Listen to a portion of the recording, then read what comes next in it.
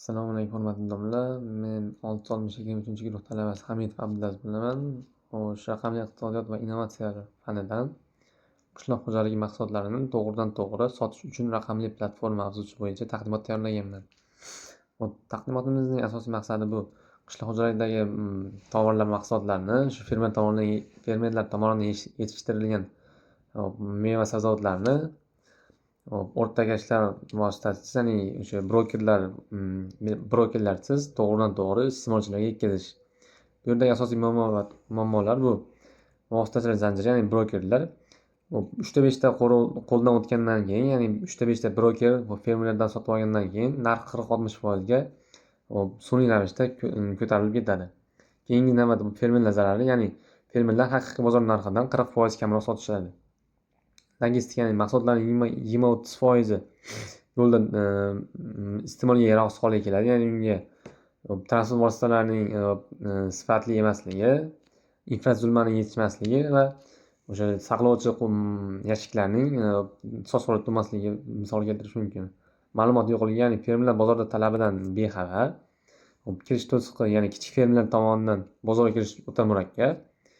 Iste'molchi joni shahar aholisi qishloq aholisiga nisbatan ularda tomorqa mavjud emas, shaxsiy tomorqa, va shuning natijasida ular to'g'ridan-to'g'ri qimmat narxdagi meva sabzavotlar olishga majbur bo'ladi.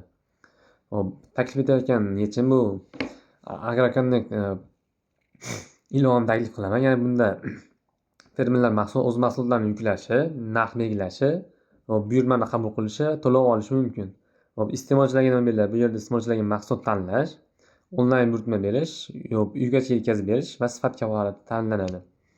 Bu yerdagi asosiy yechimlar bu vositachilarning 0% tengligi, ya'ni fermerlar orqali to'g'ridan-to'g'ri iste'molchilarga yetkazish. Narx farqi 40% gacha narx farqlari bo'lishi mumkin. Ishlash vaqti, ilovaning ishlash vaqti 24 ga yetdi va komissiya o'sha foydalanilgan xizmatlar uchun 3% tashkil etadi. Keyingi navbatda bozor tahlili, ya'ni kichik fermerlar O'zbekiston hududida 500 mingdan ortiq kichik fermerlar faoliyat olib boradi. O'rta fermerlar 80 mingdan ortiq. Shahar xaridorlari aholisi, ya'ni 5 milliondan ortiq shahar aholisi mavjud shaharda. Restoran kafelar 15 mingdan ortiq restoran kafelar mavjud. Umumiy bozor hajmi 2,8 milliard yiliga. O'sish sur'ati 12% tashkil etadi. Raqamli penetratsiya, ya'ni 15%, yiliga 15% o'sishni kuzatish mumkin. Keyingi navbatda bu ilovamizni va veb-saytimizni ishlash uchun kerakli bo'lgan dasturlash tillari va sun'iy intellekt to'lov tizimlari bular bo'ladi.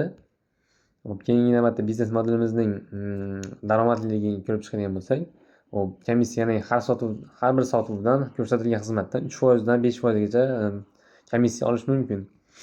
Keyingisi fermerlar uchun premium va pro obunalar orqali daromad qilish mumkin. Keyingisi bu reklama orqali 10% gacha daromad qilish mumkin.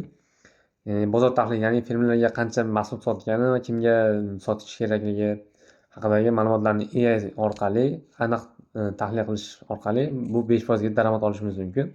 Keyingisi bu logistika orqali 5% gacha daromad olish mumkin. Shular. Keyingisi loyihaning samaradorligi bu fermer daromadi 25% dan 40% gacha oshadi. Ya'ni o'rtadagi vositachilarsiz yuqori narxlar yuqoriladi. Narxlar past bo'ladi, lekin foydalanuvchi oluvchilar ko'p bo'ladi. Iste'molchilar 15% dan 25% gacha daromadlarni tejashi mumkin. Isrof kamayadi, 30% gacha isrof kamayadi. Ya'ni o'sha yetkazib berishdagi mahsulotlarni iste'molga yaroqsiz holga kelib qolishi mumkin yoki shularning oldi olinadi. Va fermerlar oilalari 100 mingdan ortiq fermerlar mavjud bo'lishi mumkin, birlashishi mumkin. Bu ilovamizga asosan investitsiya $45 ming investitsiya kerak.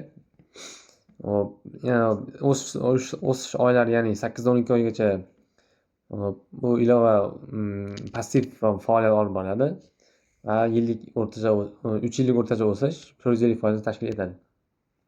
Xulosa qilib aytganda, Agroconnect ilovasi orqali fermerlar va iste'molchilarni to'g'ridan-to'g'ri bog'laymiz.